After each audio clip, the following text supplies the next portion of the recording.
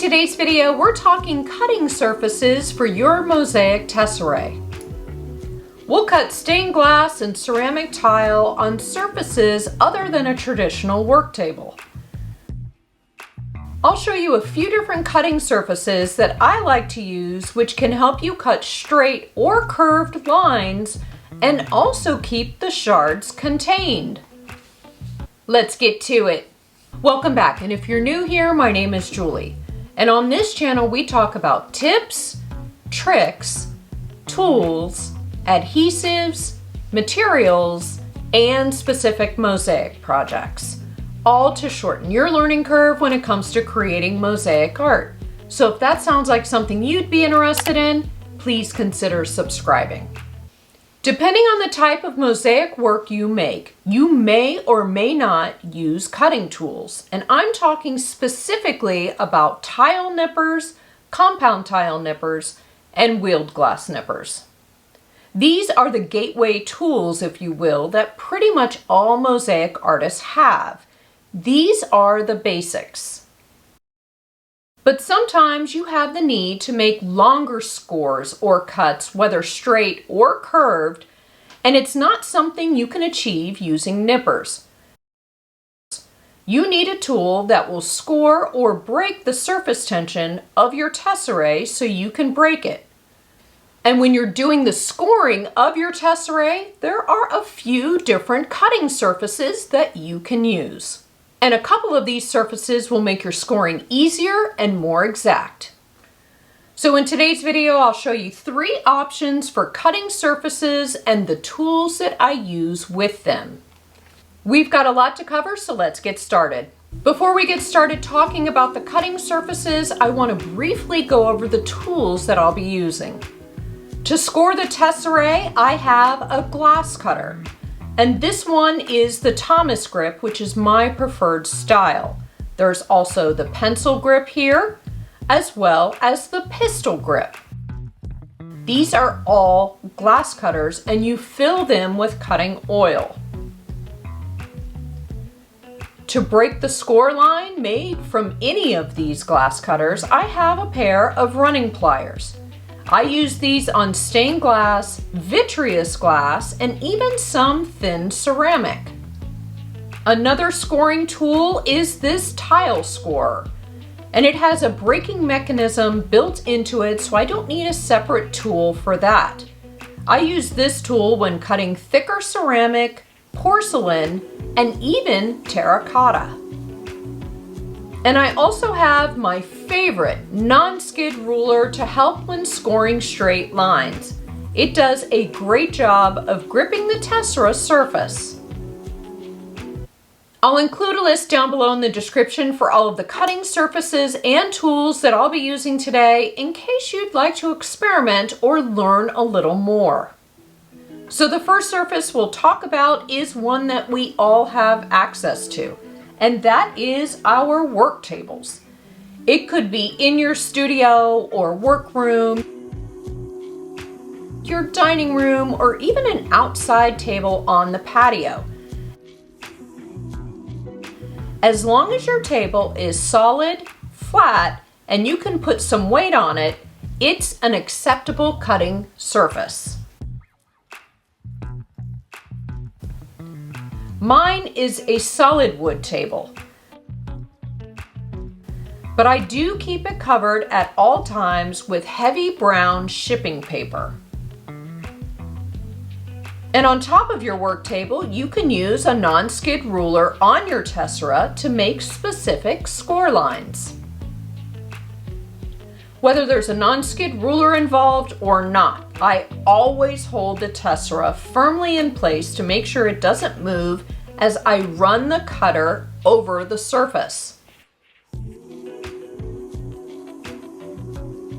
Depending on what your work table is made of, you do run the risk of your tessera moving as you're running the cutter over it. So you'll want to be careful not to scratch up your table. Covering your work table like how mine is here is a minimal way to protect the surface. And you want to try to reduce the chance of your tessera moving as you're scoring. I do occasionally score pieces of stained glass and ceramic tile directly on my work table if it's just a quick little thing.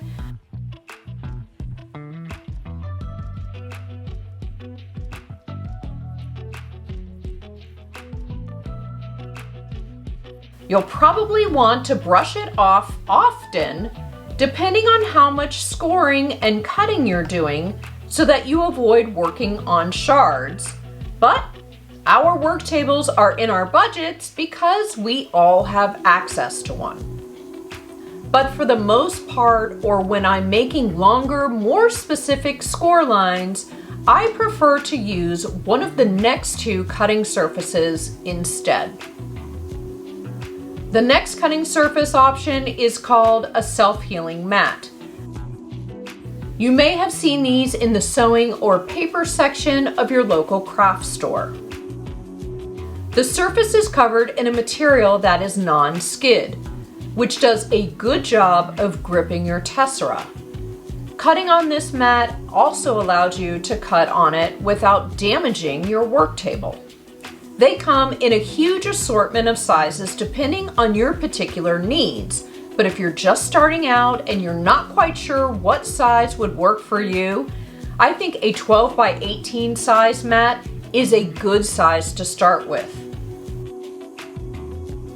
I like that I can line up my ruler with the pre-printed lines as well as position the tessera between the mat and the ruler so that I can score the surface exactly where I want the cut or the break to be.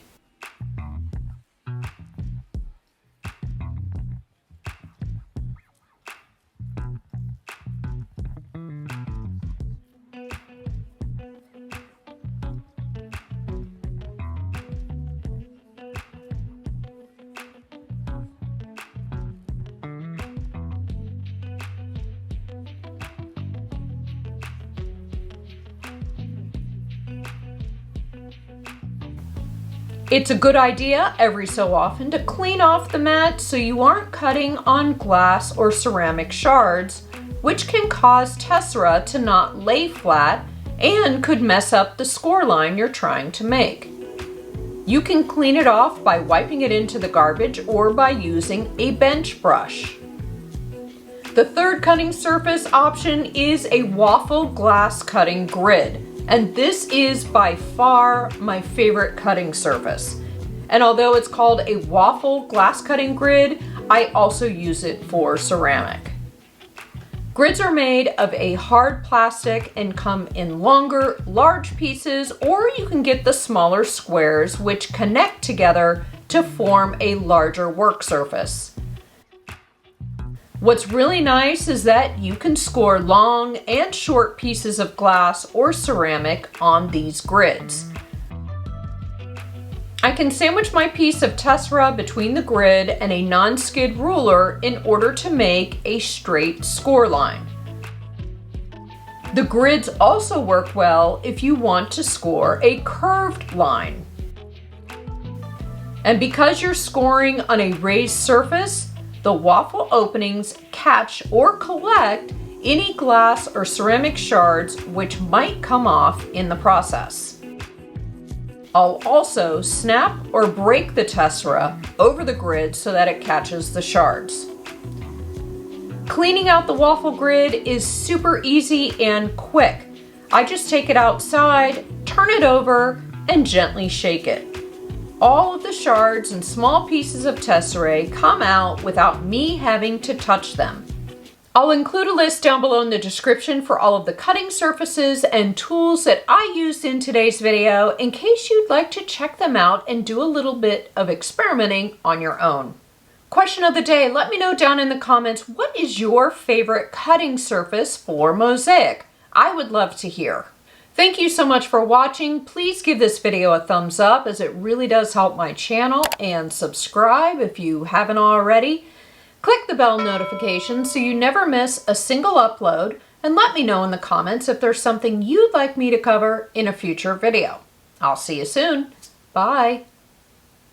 Let's do this. How exciting. Tips, tricks. Ah, the garage door. What? Come Come on now. There is a loud video game going on out there. Video game session. What is your favorite? Nope. And let me know in the comments if you... Wow, I just blanked out. Wow. If you're looking for more mosaic inspiration, you can check out one of these two videos. Until then, see ya. And I'll see you guys soon. Bye.